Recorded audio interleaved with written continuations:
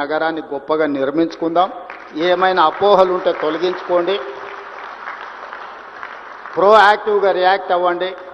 ఒక positive నరేషన్ని build చేయండి.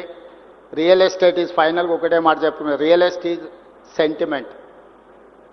మీరు ఏ విధంగా ఈ సెంటిమెంట్ను డ్రైవ్ చేస్తే ఆ విధంగా ఉంటుంది. అదే ₹1,00,000 ఎకరం అంటారు, ఒక 6 నెలలు ఉరితే అదే ₹1,00,00,000 అంటారు.